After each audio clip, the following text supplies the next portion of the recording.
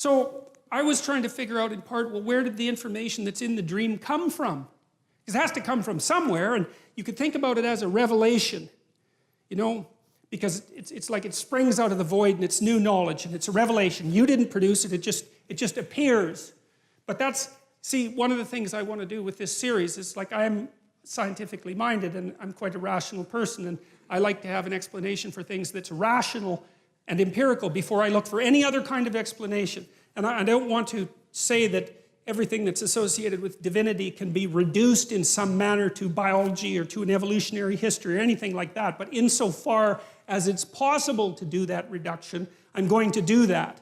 And I'm going to leave the other phenomena floating in the air because they can't be pinned down. And in that category, I would put the category of mystical or religious experience, which we don't understand at all. So, artists observe one another. They observe people and they represent what they see, and they transmit the message of what they see to us, and they teach us to see. And we don't necessarily know what it is that we're learning from them.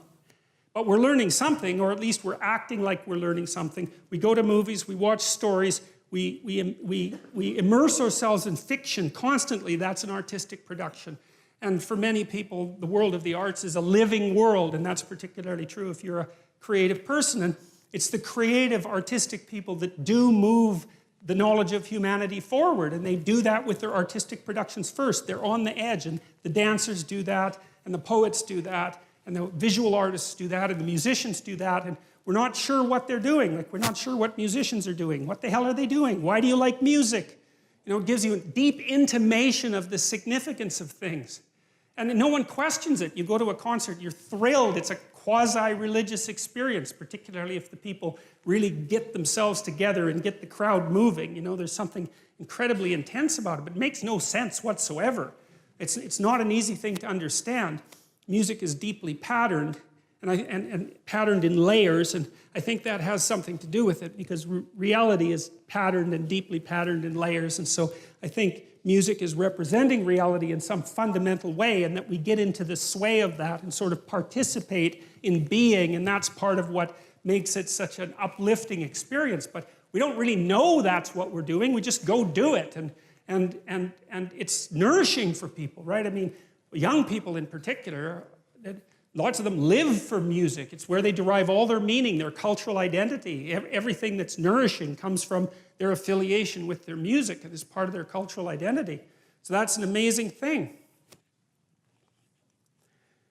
The question still remains, where does the information in dreams come from? And I think where it comes from is that we watch the patterns that everyone acts out.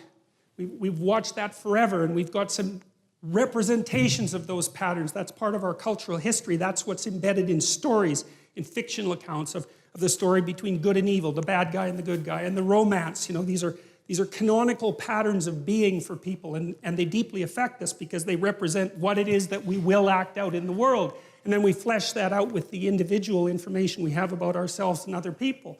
And so it's like there's waves of behavioral patterns that manifest themselves in the crowd across time. The great dramas are played on the crowd across time. And the artists watch that, and they get intimations of what that is, and they write it down and they tell us, and then we're a little clearer about what we're up to. You know, like a great dramatist like Shakespeare, let's say, we know that what he wrote is fiction, and then we say, well, fiction isn't true. But then you think, well, wait a minute, maybe it's true like numbers are true. You know, numbers are an abstraction from the underlying reality, but no one in their right mind would really think numbers aren't true. You could even make a case that the numbers are more real than the things that they represent, right? Because the abstraction is so insanely powerful. Once you have mathematics, you're just deadly. You can move the world with mathematics. And so it's not obvious that the abstraction is less real than the more concrete reality. And you take a work of fiction like Hamlet, and you think, well, is that, it's not true because it's fiction. But then you think, wait a minute, what kind of explanation is that? Like, maybe it's more true than nonfiction, because it takes the story that needs to be told about you, and the story that needs to be told about you, and you, and you, and you, and abstracts that out and says, look, here's something that's a key part of the human experience as such, right? So it's an abstraction from this underlying noisy substrate.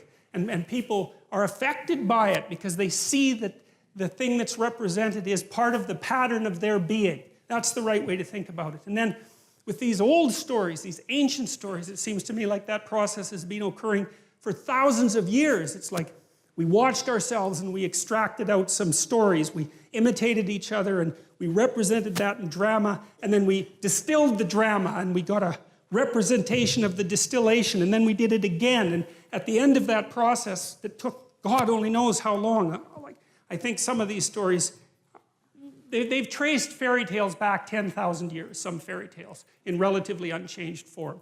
And it certainly seems to me that the archaeological evidence, for example, suggests that the really old stories that the Bible begins with are at least that old and likely embedded in a prehistory that's far older than that. And you might think, well, how can you be so sure? And the answer to that in part is that cultures that don't change, like the ancient cultures, right? They didn't change as fast as us. They stay the same. That's the answer. So they keep their information moving generation to generation. That's how they stay the same. And so we know, again, in the archaeological record, there are records of rituals that have remained relatively unbroken for up to 20,000 years. It was discovered in caves in Japan that were set up for a particular kind of bear worship that was also characteristic of Western Europe. So these things can last for very long periods of time. We're watching each other act in the world. And then the question is, well, how long have we been watching each other? And the answer to that, in some sense, is, well, as long as there's been creatures with nervous systems. And that's a long time, you know, that's some hundreds of millions of years, perhaps longer than that. We've been watching each other, trying to figure out what we're up to across that entire span of time. And some of that knowledge is built right into our bodies, which is why we can dance with each other, for example, right? Because understanding isn't just something that you have as an abstraction, it's something that you act out, you know?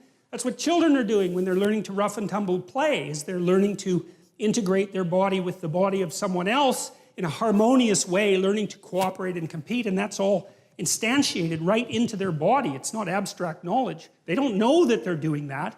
They're just doing it. And so we can even use our body as a representational platform.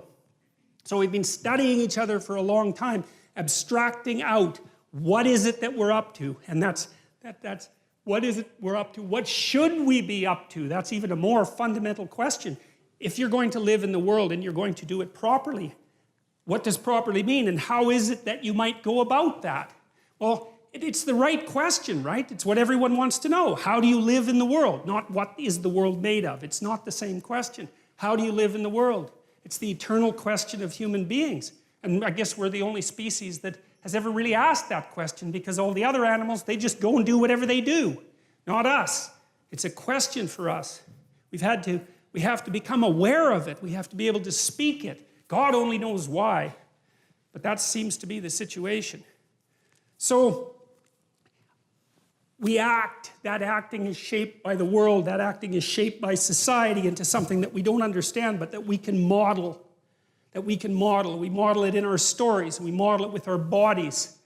And that's where the dream gets its information. The dream is part of the process that's watching everything and then trying to formulate it and trying to say, well, trying to get the signal out from the noise and to portray it in dramatic form, because a dream is a little drama. And then you get the chance to talk about what that dream is. And then you have something like articulated knowledge at that point. And so the Bible, I would say, it exists in that space that's half into the dream and half into articulated knowledge. It's something like that. And going into it to find out what the stories are about can aid our self-understanding. And then the other issue is that if Nietzsche was correct, and if Dostoevsky or Jung was correct, and Dostoevsky as well, without the cornerstone that understanding provides, we're lost. And that's not good, because then we're susceptible to psychic pathology. That's psychological pathology.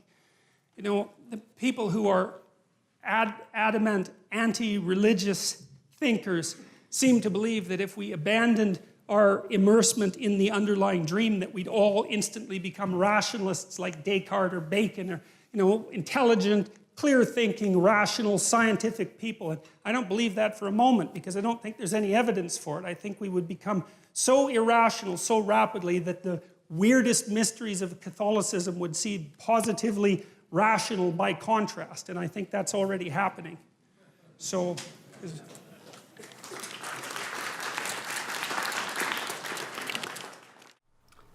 Thank you for watching this video. This is the Archangel 911. If you enjoyed what you were watching, please click that subscribe button, give me a thumbs up, and leave a comment below. Have a nice day.